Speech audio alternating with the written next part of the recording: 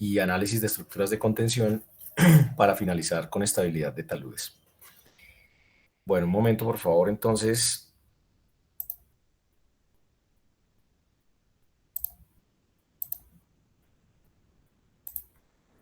Profe, buenos días. Buenos días. Profe, disculpe una pregunta, ¿será que es posible que esta sesión sea grabada? Lo que pasa es que yo tengo un parcial a las 9 y ya voy de salida y no voy a tener conexión. Sí, ya busco cómo grabarla, no hay problema. Listo, O profe, si muchas alguien, gracias. o si alguno de ustedes tiene la posibilidad de grabar la pantalla, también le agradecería mucho.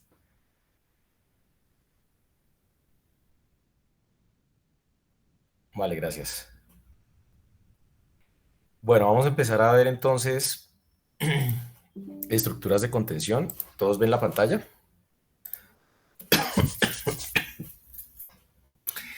A ver, vamos a, vamos a hablar ahora de problemas de estabilidad que se relacionan directamente con factores de seguridad que tienen estables superficies inclinadas. Entonces, las trayectorias de estructuras geotécnicas, tales como las trayectorias de esfuerzos, tales como estructuras de contención, excavaciones y taludes, se relacionan con trayectorias de carga de descarga, trayectorias de disminución del esfuerzo normal promedio. Y esas trayectorias, como lo vimos desde el inicio del curso, pues son trayectorias que alcanzan o movilizan la resistencia al corte de un suelo mucho más rápidamente que las trayectorias de carga, que son problemas, digamos, de cimentaciones que hemos visto hasta el momento. Entonces vamos a ver algunas teorías de presiones laterales asociadas a esas trayectorias de descarga y vamos a ver el análisis geotécnico de estructuras de contención. Una estructura de contención es fundamentalmente un cuerpo que se diseña y se construye para mantener estables diferencias de alturas.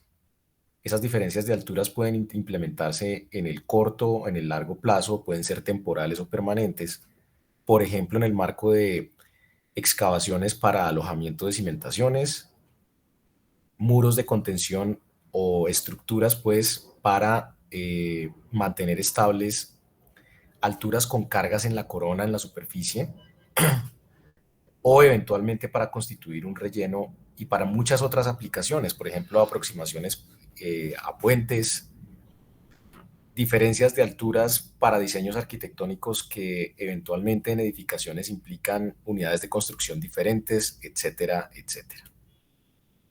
En ese sentido, una estructura de contención debe cumplir adecuadamente con varios criterios relacionados a la facilidad en la cual el material contenido moviliza su resistencia en una situación en la cual las trayectorias de esfuerzo son de descarga.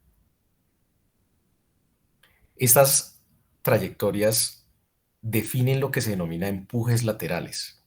Los empujes laterales son las fuerzas actuantes detrás de las cortinas o de los muros o de la estructura de contención, y esas fuerzas van a determinar fundamentalmente el tamaño de la estructura de contención a largo plazo.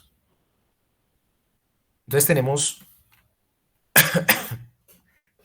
en este tipo de estructuras, aquí estoy presentando una estructura de contención convencional en L cualquiera, pues, en donde se presenta el estado de esfuerzos de un elemento de suelo detrás de la estructura de contención. Entonces vamos a identificar en la estructura de contención, detrás de la estructura de contención, identificamos lo que se denomina zona activa o zona de empujes laterales del suelo retenido. Delante de la estructura de contención habrá un material que genere una reacción y debajo de la estructura de contención pues habrá una cimentación.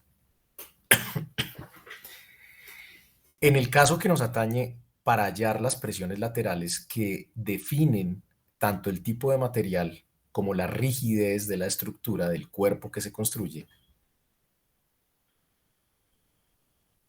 fundamentalmente tenemos una condición plana de deformaciones. Entonces, en esa condición plana de deformaciones, ese elemento de suelo que ven ustedes allí detrás de la estructura de contención está sometido a un esfuerzo en Z y a un esfuerzo en X. El esfuerzo en Z es seguramente el esfuerzo geostático existente antes de colocar la estructura de contención, y el esfuerzo en X será el esfuerzo que alcance la envolvente de resistencia del material contenido detrás de la estructura de contención para la invariante T o la invariante Q. Y el esfuerzo longitudinal, el sigma Y, este esfuerzo longitudinal se considera como cero en una condición plana de deformaciones. Entonces vamos a tener un problema en el cual sigma X va a ser muy menor a sigma Z siempre y cuando el muro desconfine lateralmente todos los elementos de suelo detrás de la estructura de contención, en cuyo caso hablaremos del estado activo, o pueden haber situaciones en las cuales, como lo veremos, el muro de contención confine lateralmente la estructura de contención, el suelo contenido, perdón, y en ese caso sigma X será mucho mayor a sigma Z. Todo depende de la flexibilidad de la estructura de contención y de las condiciones de frontera en las cuales está trabajando la estructura de contención para un problema particular. Bien, entonces en unas condiciones planas de deformaciones, la matriz de compresibilidad y la matriz de rigidez están aquí anotadas, aquí debajo. En la ecuación número 3 tenemos las deformaciones principales E1 y E3. E1 corresponderá naturalmente a la deformación en Z, E3 corresponderá a la deformación en X. Esta ecuación pues ya la hemos empleado para hallar asentamientos elásticos en otras oportunidades. 1 más nu sobre E por una matriz de 2 por 2 en donde los coeficientes de la diagonal es 1 menos nu y la otra diagonal es menos nu, que multiplican a sigma 1 y sigma 3. Los esfuerzos hallados en función de las deformaciones pues tienen aquí, sale de la matriz la constante de la M que ya vimos, E sobre 1 más nu multiplicado por 1 menos 2 nu, y la matriz adentro queda igual. Entonces, a diferencia de lo que sucede en asentamientos en cimentaciones elásticos, es probable que para estructuras de contención necesitemos controlar de una manera más acuciosa los esfuerzos, ¿sí? Sin embargo, lo que se mide en campo, en proyectos reales, son los desplazamientos. Lo que se mide en campo fundamentalmente es, por ejemplo, la rotación del vástago de la estructura de contención, de la pared del muro, o se pueden medir desplazamientos horizontales e incluso asentamientos de la corona del muro. Por consiguiente, desde el punto de vista teórico es mucho más empleada la ecuación número 3, aunque con celdas de carga detrás de la estructura de contención se podría eventualmente verificar las hipótesis de los esfuerzos en cualquier punto detrás de la estructura de contención con la ecuación número 4. Entonces, si hablamos de las trayectorias de esfuerzos, por ejemplo, de este punto, damas y caballeros, de este punto que está detrás de la estructura de contención, esa trayectoria de esfuerzos a partir de un estado S0, T0, que es un estado geostático, aquí se presenta el campo de esfuerzos en ST, pues vamos a tener una trayectoria de descarga. Esa trayectoria de descarga toca la envolvente de resistencia, aquí donde pueden ver ustedes, donde estoy señalando con el puntero, en una trayectoria mucho más corta que una trayectoria de carga. Si el muro, esto para un muro que desconfina lateralmente la masa contenida. Si el muro confina lateralmente la masa contenida, entonces la trayectoria de esfuerzo se va hacia abajo y hacia la izquierda. Y es un poco más larga que la otra, acá estará la envolvente de resistencia, pero eventualmente pues tendremos allí entonces la falla del material detrás de la estructura de contención. Esos son los principios más generales de cómo trabajan los elementos de suelo detrás de un muro. Los elementos de suelo detrás de un muro, su estado de esfuerzos causa lo que denominamos empuje lateral. Y el empuje lateral finalmente es la condicionante fundamental para el dimensionamiento del tipo de estructura de contención y del material de la estructura de contención. Bien, entonces traigo a colación aquí, en esta diapositiva nuevamente, lo que habíamos denominado enlace, situación activa y situación pasiva. Lo habíamos enlazado cuando habíamos visto la ecuación de capacidad portante para cimientos poco profundos. No sé si lo recuerdan, pero en la condición activa, particularmente si tengo en este caso un muro de contención, la condición activa va a implicar relajación de esfuerzos y nuevamente la trayectoria de esfuerzos azul que estoy mostrando acá en el centro de la diapositiva. Para la condición activa, el esfuerzo horizontal en cualquier parte detrás de la estructura de contención entre la corona y la base de la estructura de contención va a ser igual al coeficiente lateral de presión activo Ka por el esfuerzo efectivo vertical sigma prima B, que será sigma prima Z, básicamente. Aquí sigma prima H es sigma X, sigma prima B es sigma Z, ambos en efectivos. Caso A es el coeficiente lateral de presión de tierras activo que ya hemos visto, 1 menos seno de phi sobre 1 más seno de phi. ¿Ok? Bien. En la condición pasiva que veíamos en cimentaciones se reproduce detrás de una estructura de contención cuando el muro empuja el material detrás de sí. ¿Cuándo sucede eso? Eventualmente un muro empuja o confina lateralmente una masa de suelo. Cuando esa masa de suelo se está moviendo, por ejemplo en un deslizamiento, es decir, que se está produciendo eventualmente un movimiento en el cual se están desarrollando fuerzas y el muro actúa como una pantalla rígida. Esa es una condición. Muchas veces cuando los muros buscan contener o obturar un movimiento en masa, pues son muros muy rígidos y suelen ser muros con unos volúmenes muy importantes de materiales y unos tamaños bastante importantes, precisamente porque la función de ese muro es contener, o mejor, comprimir lateralmente la masa de suelo. En ese caso, el esfuerzo horizontal está dado por Kp por sigma prima B, pero el esfuerzo horizontal es el principal mayor y sigma prima B será sigma prima Z, será el esfuerzo principal menor. En ese caso hay una rotación de esfuerzos, al igual que veíamos cuando hablábamos de cimentaciones. Entonces Kp es el inverso de caso A. Bien.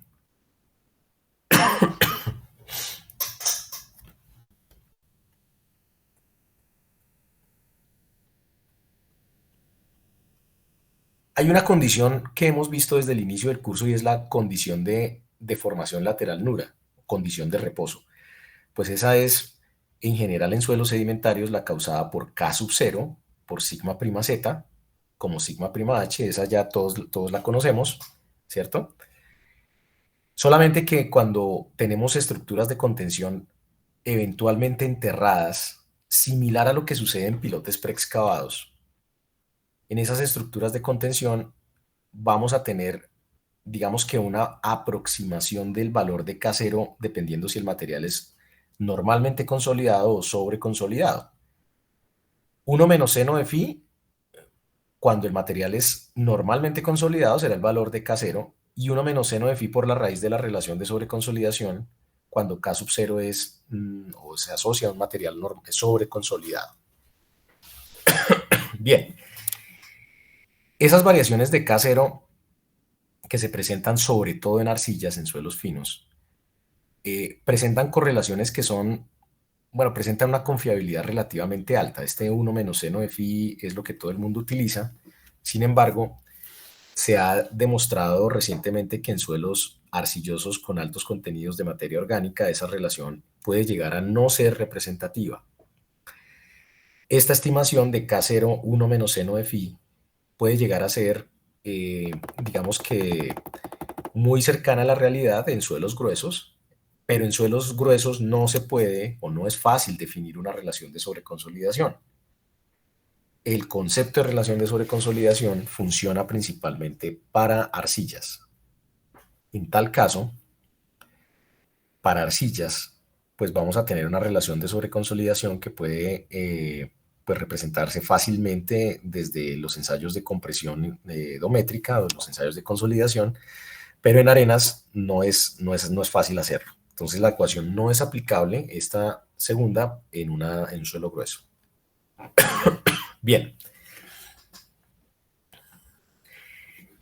Entonces, si comparamos estados activos, pasivos y en reposo detrás de muros de contención, vale la pena hacerlo para tener una magnitud, para tener conceptualmente las diferencias en la magnitud de las variaciones de los empujes, considerando eventualmente una superficie vertical, como la que estoy mostrando aquí en este esquema. Este esquema está adaptado de la NSR10, la norma sismo resistente título H Geotecnia. Se muestra esquemáticamente no el desplazamiento lateral, pero sí la rotación sobre un punto en la base de ese plano vertical hacia la izquierda y hacia la derecha de ese plano. Hacia la izquierda se está representando con esta línea la rotación que tendría lugar en un estado activo de desconfinamiento lateral. Y en esta línea, hacia la derecha, se está representando una rotación del estado pasivo. Estado activo, estado pasivo. El estado activo se desarrolla para relaciones adimensionadas del desplazamiento de la corona o del desplazamiento de la parte superior de ese plano con respecto a dimensionada con la altura, muy inferiores a las que se relacionan con el estado pasivo. Entonces en X, en esta gráfica, se presenta la relación de Y sobre H. Y es el desplazamiento horizontal, H la altura del plano. Las relaciones Y sobre H requeridas para desarrollar el estado activo son mucho menores que las del estado pasivo, independientemente si el material es suelto o denso, o si el material es normalmente consolidado o sobreconsolidado. ¿Sí? Y resulta que acá vamos a tener el valor de K0 como el valor de referencia. Quiere decir esto que K sub A es menor a K0 y K0 a su vez es menor a Kp. K sub A menor a K0, K0 menor a Kp. Los movimientos horizontales, entonces, conducentes a los estados activos y pasivos, están definidos como una función de H. Entonces pueden ver ustedes aquí en la tabla inferior, tabla H641 de la NSR10, que se reproduce aquí. Para un material granular suelto, por ejemplo, basta con el 4 por 1000 multiplicado por la altura para que se desarrolle el estado activo, mientras que para el estado pasivo se requiere un 6% de la altura. ¿Sí? Y así sucede con los materiales que se denominan acá de manera genérica cohesivo firme y cohesivo blando. Cohesivo pues es materiales arcillosos principalmente. Entonces, estos conceptos que acabo de presentar son fundamentales para entender cómo trabajan las estructuras de contención. Yo puedo diseñar una estructura de contención rígida o flexible. De hecho, así se categorizan. Puedo darle dimensiones a una estructura de contención para que trabaje en un estado activo o en un estado pasivo, pero eso va a depender fundamentalmente de la forma en la cual está implantada la estructura para un proyecto particular. ¿Sí? En la mayoría del ejercicio profesional, los muros de concreto, por ejemplo, son estructuras de contención rígidas, y esas estructuras de contención rígidas difícilmente por su forma de ser construidas alcanzan un 0.04% o un 0.001% de la altura. Es muy difícil alcanzar eso en una estructura de concreto. Entonces no se diseñarían estructuralmente esas estructuras de concreto de una manera correcta porque no alcanzan el estado activo, pero todos los cálculos que usted pueda encontrar eventualmente en la vida profesional, pues la mayoría están hechos en base en el estado activo. Esos muros deberían estar diseñados con K0, fundamentalmente porque esos muros se construyen primero y luego se colocan las capas detrás de la estructura de contención, las capas granulares compactadas, y eso hace que no se desarrolle el estado activo. Bien, esas particularidades las veremos posteriormente. Entonces, en conclusión, el estado activo y el estado pasivo son los estados límite dentro de los cuales los esfuerzos pueden moverse detrás de una estructura de contención. Si se tiene un estado activo, el estado activo origina un empuje lateral menor en magnitud que el estado pasivo, y el estado en reposo está en intermedio del activo y el pasivo. Bien, pues vamos a ver diferentes tipos de estructuras de contención. Y posteriormente vamos a retomar los conceptos de empujes laterales para el dimensionamiento de estructuras de contención. Entonces, como lo mencionaba anteriormente, existen estructuras de contención rígidas y estructuras de contención flexibles. En las rígidas, fundamentalmente los materiales no permiten que se presenten flexiones o deformaciones relativas por cortante dentro del cuerpo de la estructura de contención. O sea que la estructura de contención se comporta como un material único, rígido e incompresible. Ejemplos de estructuras de contención rígidas se presentan esquemáticamente debajo de la casilla azul de la izquierda, en donde hay, por ejemplo, un muro en piedra pegada o piedra plen. Hay un muro que eventualmente puede ser construido en concreto ciclópeo o concreto reforzado, sin zarpa trasera. Acá tenemos en la primera fila a la derecha un muro con zarpa anterior y posterior, y abajo tenemos muros de contrafuerte con otra sección estructural pues muy diferente, en donde la zarpa trasera o posterior es mucho más amplia que la zarpa delantera, y eso implica entonces una solución estructural para colocarle aquí un refuerzo, un contrafuerte, o se tienen lo que se denominan muros de criba. Esos muros de criba son secciones que se rellenan con material del sitio. Esas secciones pueden estar construidas en madera, acero u otro material, por ejemplo, llantas de desecho, que es bien importante para el aprovechamiento ecológico de ese montón de llantas usadas que salen de los vehículos y que se vuelven un problema ambiental. Pues muchas veces esas llantas se unen entre sí, y el interior de lo que queda dentro de esas llantas se llena de material in situ y se conforma una estructura de contención. Eventualmente esa unión puede ser tan rígida que el bloque y las llantas, o el bloque y las secciones modulares, pues se consideran una sola estructura de contención. O pueden existir eventualmente materiales estabilizados con tiras metálicas, estabilizados con geotextiles, que se denominarían muros mecánicamente estabilizados o internamente estabilizados. Bien.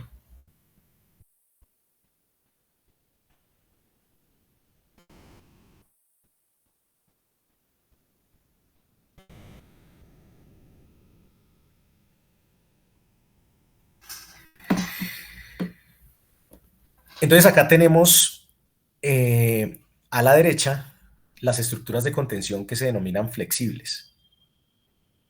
Digamos que el término de flexible implica que el cuerpo de la estructura de contención puede presentar eventualmente una rigidez que permite la compatibilización de esfuerzos y deformaciones de manera diferencial en el cuerpo de la estructura.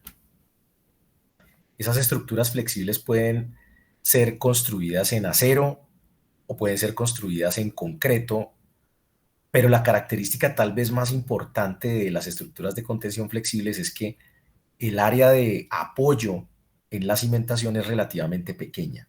Es decir, dentro de las estructuras de contención flexibles entran lo que denominamos tablestacas, cortinas, pantallas, pantallas ancladas, etcétera, cuya estabilidad va a depender fundamentalmente de qué tan profundas quedan esas cortinas, esas pantallas enterradas debajo de el lado pasivo. Una diferencia fundamental entre las estructuras de contención rígidas y las flexibles es que en las estructuras de contención rígidas el peso propio de la estructura de contención juega un papel muy importante en la estabilidad a largo plazo, mientras que en las flexibles el peso propio de la estructura de contención es un factor que no genera una variable que controle la estabilidad a largo plazo. ¿Sí? Entonces, eventualmente, en proyectos de ingeniería pueden utilizarse combinaciones de estructuras flexibles y rígidas en proyectos lineales, por ejemplo en carreteras, o eventualmente las estructuras flexibles pueden implementarse relativamente con mayor facilidad para grandes alturas, considerando que si el peso es una variable fundamental para implantar una solución rígida, pues muchas veces el tamaño de la estructura puede llegar a ser tan grande que origine asentamientos inadmisibles en la cimentación y eventualmente pueda llevar a soluciones antieconómicas por el volumen de material que eventualmente puede la estructura de contención comprometer si fuese una solución rígida para un proyecto particular. Entonces, al igual que la elección y el dimensionamiento de un sistema de cimentación, ¿sí? Eventualmente vamos a tener en estructuras de contención un ejercicio también interdisciplinario entre la elección, diseño, la elección del sistema de contención que se vaya a utilizar, si es rígido o flexible, en un ejercicio interdisciplinario. Bien, aquí les muestro a manera de contexto, como siempre lo hago en esto, al inicio de estos temas, las fotografías de una estructura de contención rígida. Esta estructura de contención que ven ustedes aquí tiene un vástago en concreto, es hecha en concreto de alta resistencia y se estaba construyendo en su momento para la construcción del portal del 20 de julio. ¿Sí?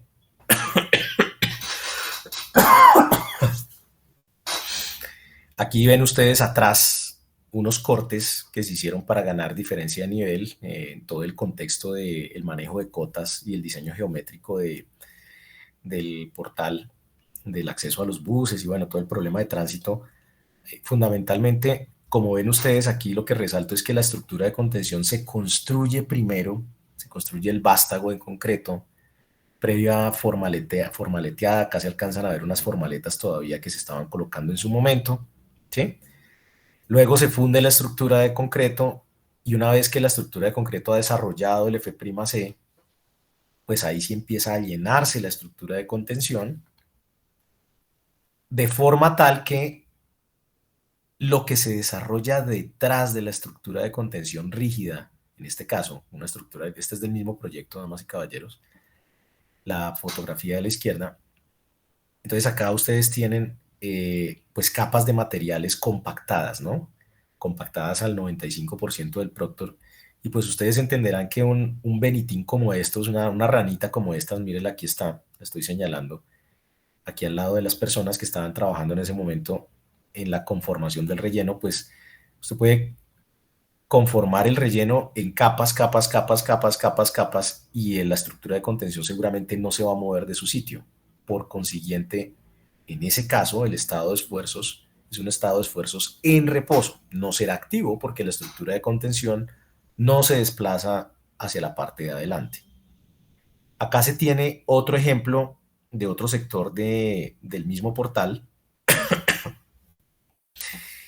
Ven ustedes aquí unos paneles de concreto a la derecha, en una curva, pues resulta que ahí se estaba haciendo una estructura de contención rígida, autosoportada, con geotextiles, una estructura de contención con material granular que incluía geotextiles de alto módulo. Y ese geotextil de alto módulo entonces se colocaba allí eventualmente detrás de la pared, y esta pared no está conteniendo realmente el material, sino que está funcionando allí principalmente como una fachada, como una cobertura para evitar el deterioro por rayos UV de los geosintéticos que se colocaban allí para conformar esas capas que tenían alrededor de unos 20 centímetros de espesor. ¿Sí?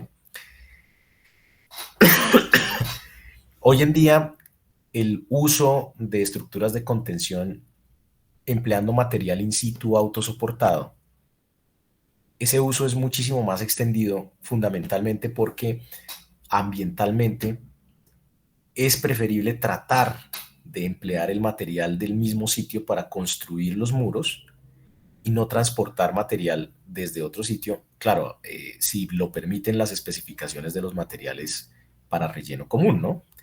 Todos ustedes deben saber que existen especificaciones, bueno, no solamente normas de diseño, sino especificaciones de construcción de los materiales para diferentes sectores asociados a nuestra ingeniería, pues. Entonces hay normas en el INVIAS, normas en el IDU, normas del acueducto, de materiales de construcción. Eventualmente esas normas hablan fundamentalmente de franjas granulométricas, contenidos máximos de porcentajes de finos, hablan también de cuáles deben ser las distribuciones de tamaño de partícula predominantes y sobre todo el tema de la compactación para poder llevar a cabo la implementación de materiales que pueden llegar a ser en el del sitio para conformar este tipo de estructuras de contención. Y otras obras. Bien. Entonces, dentro de las denominaciones que tenemos de estructuras de contención rígidas, es importante número uno, identificar las partes importantes de la estructura de contención que deberán ser despejadas en el análisis. Hablamos de la corona, hablamos de la zarpa anterior y la zarpa posterior, y hablamos del vástago en una estructura de contención rígida. La corona es la parte superior de la estructura de contención.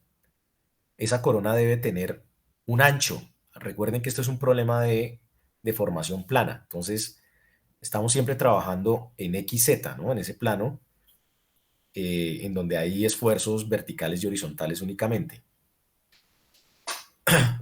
En este caso, el análisis se realizará por cada metro o por cada unidad de longitud perpendicular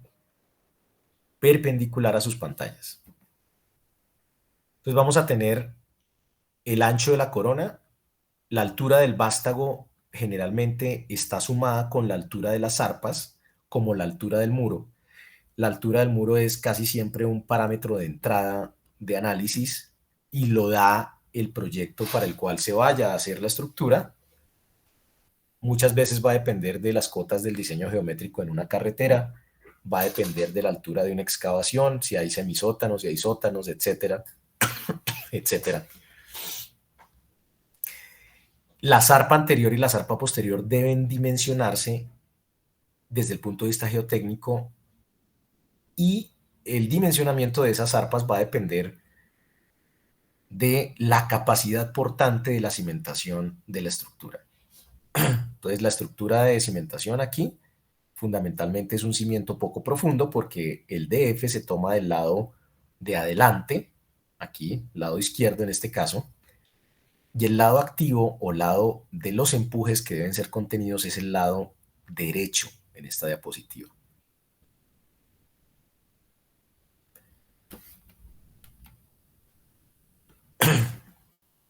Detrás de la estructura de contención, eventualmente usted puede tener un terreno inclinado. Si tiene un terreno inclinado, pues las fuerzas actuantes sobre el vástago van a ser diferentes a las de un terreno horizontal. Eso es parte de lo que veremos en la determinación de empujes. La zarpa anterior y la zarpa posterior pues pueden llegar a ser más o menos grandes. El vástago puede llegar a ser más o menos grueso, etcétera. Pero en definitiva, lo que debe suceder es que pueda existir la menor sección posible de material comprometida en la estructura de contención, la menor sección posible. Al tener la menor sección posible, se está presentando un ejercicio de optimización de la geometría de la estructura de contención y de sus fuerzas actuantes para contrarrestar los empujes detrás de sí a largo plazo en escenarios en donde podemos tener eventualmente sobrecargas en el lado activo, podemos tener empujes de agua, podemos tener flujo establecido de agua, por ejemplo, o podemos tener cargas sísmicas, entre otras tantas situaciones en las cuales eventualmente estas estructuras de contención puedan llegar a presentarse. Entonces aquí estoy mostrando un criterio para el predimensionamiento de estructuras de contención. Si HM es la altura del muro, por ejemplo, ya sabemos que la altura del vástago debe estar definida por la sumatoria de la altura de las arpas más su altura propia. En este caso, la altura de la zarpa puede empezar a dimensionarse como 0.1 o el 10% de la altura del muro. El espesor del vástago, lo mismo, la zarpa anterior 0.1, 10% en todo caso, completando entre un 50 y un 70% de la altura de la estructura de contención. El espesor mínimo de la corona debe ser 0.25 metros. Ahora bien, es importante mencionar que la posición del vástago yo la puedo mover a voluntad, a izquierda o a derecha, en cuyo caso la eficiencia de la estructura de contención pues va a variar y eventualmente va a tener esa posición del vástago un impacto en el predimensionamiento geotécnico de la estructura de contención para los escenarios de empujes laterales que podemos eventualmente analizar. Bien, este es otro ejemplo de predimensionamiento de una estructura de contención rígida en concreto, H sobre 24 en la corona, eventualmente entre 0.2 y 0.17 el espesor de las arpas y la longitud de la cimentación puede estar entre 0.5 y 0.7 la altura del muro. Eventualmente se puede jugar con la geometría del vástago, hacer el vástago mucho más ancho cerca de la cimentación, en cuyo caso se ganará más peso en la estructura de contención rígida. O, como lo vemos aquí, eventualmente dejar un vástago muy pequeño, pero es importantísimo tener claro que entre más esbelta, llamémoslo así, entre más delgada sea la estructura de contención, mayor será la resistencia estructural requerida por el material de la estructura para soportar los esfuerzos. ¿Sí? Disculpen, es que estoy casi sin voz. Entonces, bueno. Entonces, es muy importante entender que el análisis geotécnico es una parte del dimensionamiento y del diseño integral de este tipo de estructuras. Pues lo que vamos a ver es una metodología que implica la determinación de fuerzas actuantes detrás de la estructura de contención, bien sea rígida, bien sea flexible, y una metodología para definir algunos umbrales de seguridad, dependiendo del tipo de estructura de contención, sin incluir el diseño estructural. Esa parte es apenas una parte del problema. ¿Sí? Como es una parte del problema, vamos a asumir siempre que en el caso de estructuras rígidas, la estructura es incompresible e infinitamente rígida. Algo similar a lo que hicimos con cimientos poco profundos y con cimientos profundos bajo carga vertical. ¿Sí? ¿Cómo fallan las estructuras de contención rígidas? O en general una estructura de contención. Pues se puede voltear sobre su cimentación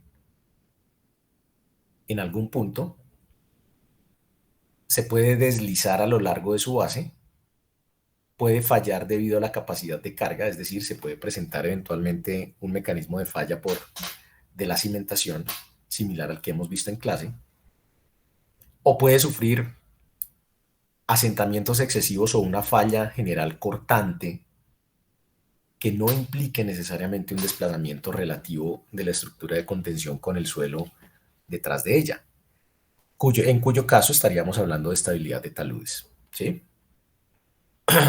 Aquí están los 4 mecanismos que acabo de mencionar, exceptuando el del asentamiento. Entonces tenemos acá una rotación en la figura A, es una estructura de contención rígida, rota sobre su talón en la zarpa anterior. Esa estructura de contención se mueve hacia adelante en este caso. Una estructura de contención que se desplaza directamente sin perder verticalidad sobre su base sufre un deslizamiento. Esto es un volcamiento. La A, la B es un deslizamiento. La C es una falla por capacidad portante, es decir, falla el material debajo de la cimentación y eso implicará entonces una rotación hacia atrás de la estructura de contención, a diferencia de lo que sucede en el volcamiento, figura A que se prevé una rotación hacia adelante sobre un punto debajo de la estructura. Y se puede presentar eventualmente también falla por corte general, en donde puede aparecer una superficie de falla curva muy por detrás del borde externo de la zarpa anterior, generándose entonces, en ese caso, una falla por volcamiento. Bueno, una falla por corte general. Eso es una falla de estabilidad de taludes, mejor dicho. La D. Entonces, vamos a ver en lo que queda de este tema cómo se hallan las fuerzas detrás de las estructuras de contención, cómo se hallan los factores de seguridad por volcamiento, deslizamiento, capacidad portante, y cuando veamos taludes, pues veremos cómo se hallan los factores de seguridad de taludes. Y eventualmente vamos a ver las características más importantes asociadas al dimensionamiento de las estructuras, que son una función de los factores de seguridad. Acá les muestro superficies de falla curvas del análisis de falla por corte general. Una vez se ha dimensionado una estructura de contención y se han cumplido con los otros criterios, eventualmente puede existir la posibilidad de que, con relación a un punto de rotación que se presente en alguna parte del área de influencia delante de la estructura de contención, pues se pueda generar eventualmente una superficie de falla que haga que todo el sistema se mueva inadmisiblemente. Entonces aquí se está representando intencionalmente un suelo muy débil, puede ser una arcilla, por ejemplo, una capa de arcilla, una capa de arena, qué sé yo, y eventualmente se puede ir por ahí esa superficie de falla. Entonces, en el análisis que vamos a hacer, eventualmente tenemos que asumir que el suelo es homogéneo, continuo, isotrópico, pero realmente en muchos proyectos de ingeniería no se tiene, esa hipótesis no se cumple, y menos en excavaciones o menos en trayectorias de descarga. Por consiguiente, a pesar de que vamos a hallar factores de seguridad asociados a deslizamiento, volcamiento y capacidad de carga de un muro, siempre deben realizarse chequeos asociados a fallas por corte general. Bien. ¿Hasta ahí hay alguna pregunta?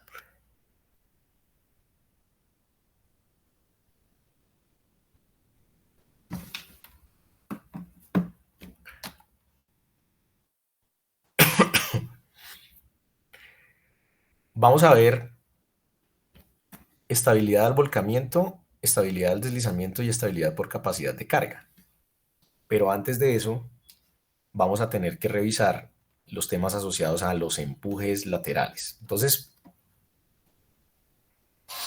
acá tenemos 2 ejemplos de estructuras de contención rígidas.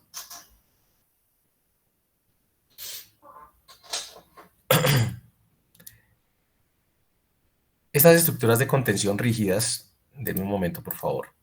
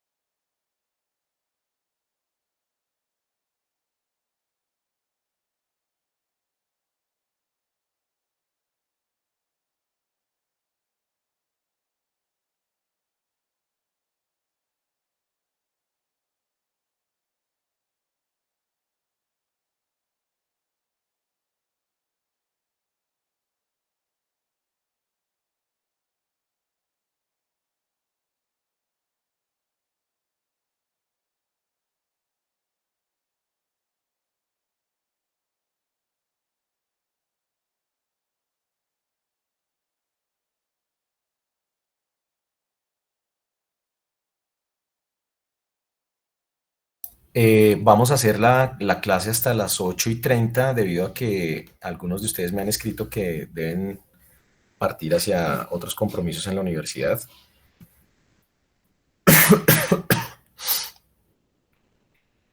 Bueno, y retomaremos este tema después del examen del miércoles, ¿listo? Les permítanme un momentico, ya retomo acá. Estábamos hablando acerca de que acá en esta diapositiva hay dos ejemplos de estructuras de contención rígidas. La estructura de la izquierda se denomina coloquialmente estructura en cantilever o semigravedad. Es una estructura en la cual se optimiza el vástago y se optimiza también la altura de la zarpa. Típicamente eso se contrasta con resistencias de concreto reforzado superiores a 21 megapascales y el refuerzo dentro del vástago y la zarpa pues va asociada a diseño de concreto, diseño estructural. La estructura de la izquierda típicamente se realiza para alturas que pueden llegar a ser superiores a los 5 metros, pero inferiores a los 10 metros. A la derecha se presenta una estructura de contención de gravedad, en donde se tiene un vástago con una base mucho más amplia que la corona. La zarpa, digamos que tiene unas zarpas, bueno, la cimentación tiene unas zarpas que no son tan grandes como la del caso de cantilever, en donde efectivamente las longitudes pues, son mucho mayores en la zarpa anterior y en la zarpa posterior.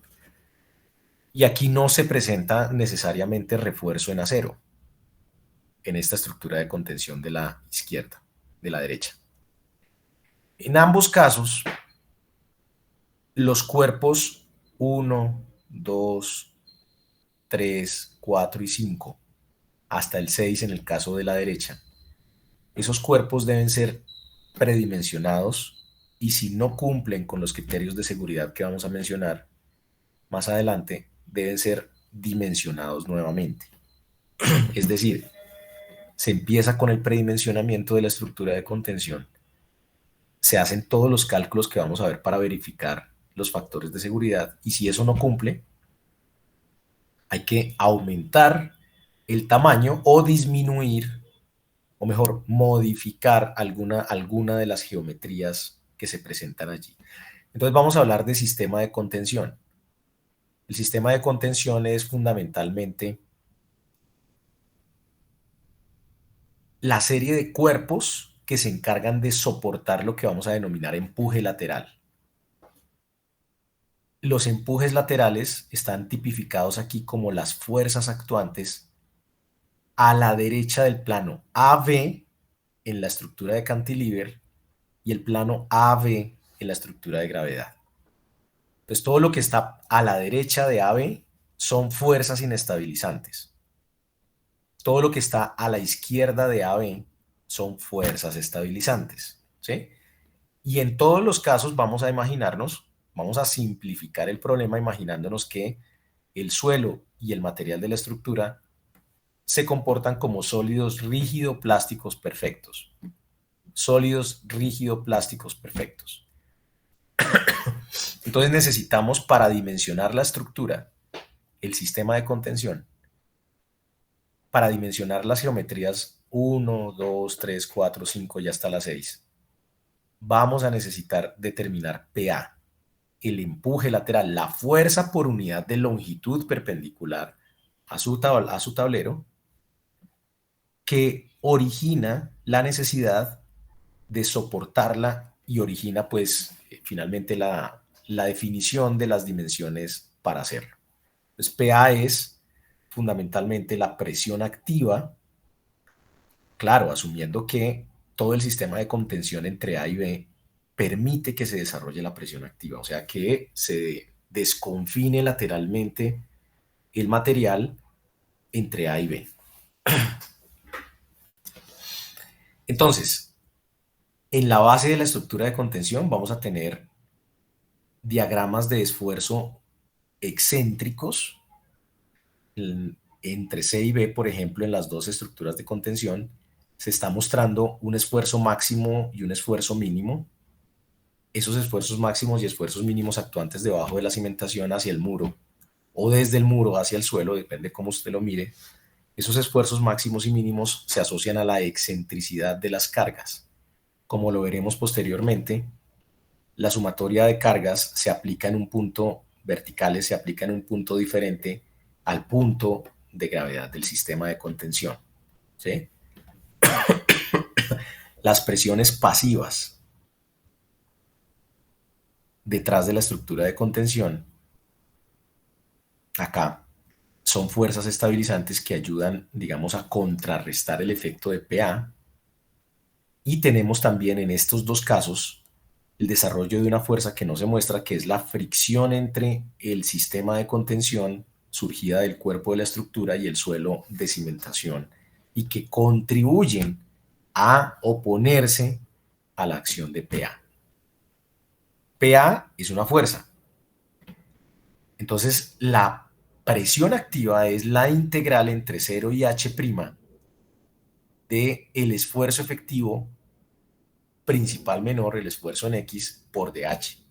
Entonces, lo que vamos a hacer en la próxima clase después del examen es hallar ecuaciones para plantear el valor de sigma 3 con respecto a H y poder integrar para hallar la presión activa. ¿Listo? Bien, por ahora vamos a dejar ahí. Estaré facilitándoles a ustedes la presentación en el aula virtual para que la tengan disponibles eventualmente para la siguiente clase. Entonces el miércoles tenemos nuestro examen presencial y nos encontraremos allá en la universidad. Sí, adelante, Duan.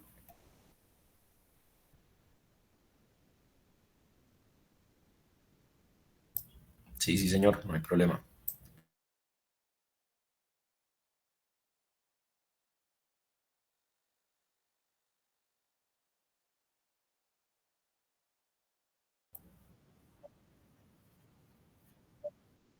¿Quiere proyectar?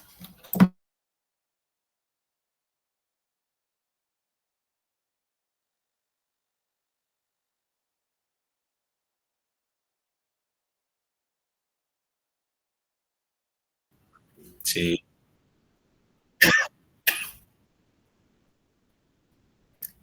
¿Me repite la pregunta, por favor? Ah, ok, bueno. Entonces póngale cuidado. En esta primera gráfica tiene a la izquierda el perfil estratigráfico entre 0 y 8 metros. Y están las denominaciones de los materiales. En la gráfica, bueno, la segunda columna está el número de golpes del SPT. Entonces, por ejemplo, usted tiene ahí la equivalencia de la escala que eventualmente se interpreta para...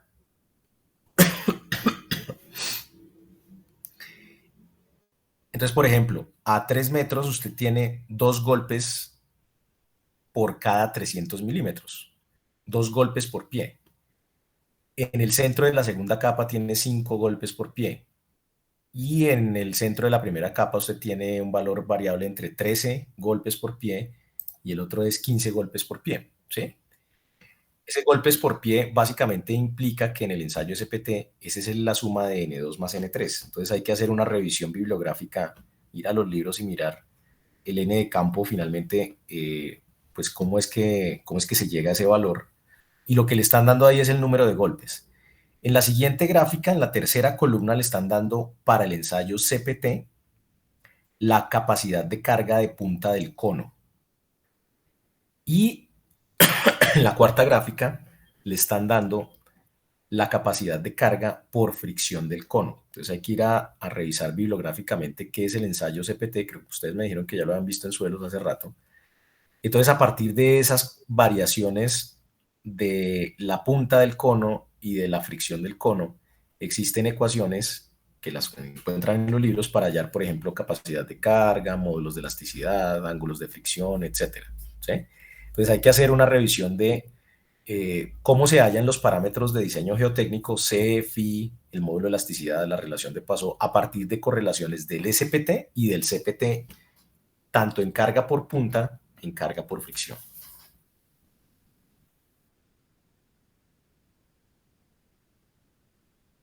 Sí, también hay correlación.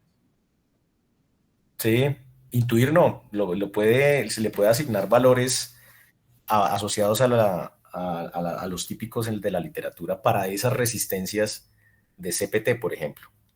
Entonces hay una clasificación del CPT con respecto a la punta del cono que aparece en la literatura y dependiendo del tipo de material con respecto a la clasificación de la punta del cono de la resistencia, pues usted puede determinar valores razonables de los pesos unitarios.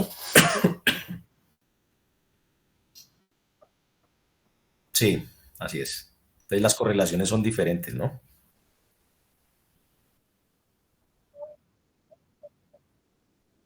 Bueno, entonces póngale cuidado. Todo bien. Resulta que el ángulo de fricción está en y en X está la relación de vacíos. Entonces ese es un diagrama de estado crítico, básicamente lo que se está presentando ahí. Entonces a usted le están dando eh, esos puntos como de color curva son asociados a ensayos de corte directo en cajas en donde se tiene una interfase suelo-suelo, ¿sí? Y los puntos blanquitos, los puntos, bueno, los que son vacíos, esos son puntos relacionados con ensayos, pero en la condición de estado crítico. Quiere decir eso que finalmente lo que hemos visto en clase nosotros durante todo el semestre, y creo que no me entendieron, pero bueno, no importa, no se preocupen, es que el ángulo de resistencia es el del estado crítico finalmente. Cuando yo le doy a usted un phi para hacer el análisis de cualquier estructura geotécnica, ese phi es alguno que se relaciona entre la intersección de la línea que viene color curva y la línea del estado crítico. O sea, en definitiva, coja 33 grados para los estratos de arena.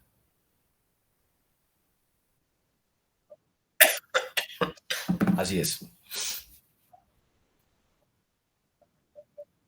Pues es que aquí está el bulk density, es el peso unitario que me preguntaba. Entonces usted compara el peso unitario de la correlación del CPT versus el de la primera gráfica donde está el bulk density.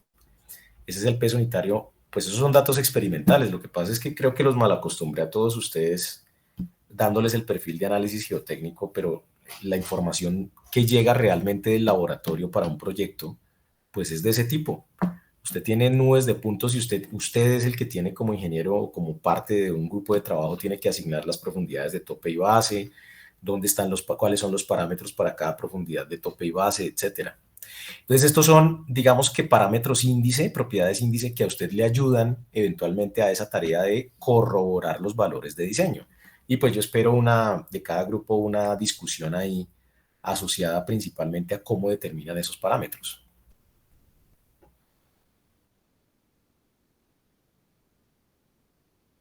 Es que BH1C y BH12 y C, perdón, BHIC1, BHIC2 es Borehole 1, Borehole 2.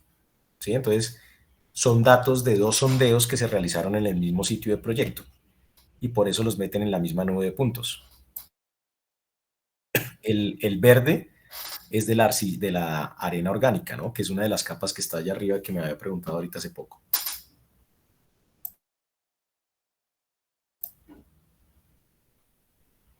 Bueno, con gusto. Si no hay más preguntas, sí, adelante. Profe, una cosita rápida. Lo que pasa es que yo no entendí si para el parcial nosotros podemos llevar computador o va a ser todo a mano. Pues hermanos, yo llevaría de todo. Llevaría hasta tinto. No mentiras. Pues yo creo que es mejor que lleven computador, lleven pues una calculadora, la hoja de fórmulas, etcétera, ¿no? Ah, listo, listo, profe. Gracias.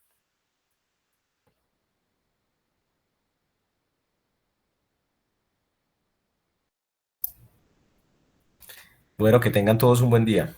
Hasta luego. Cualquier cosa me escriben. Feliz día, profe. Gracias, profe, igualmente. Gracias, profe. Que estén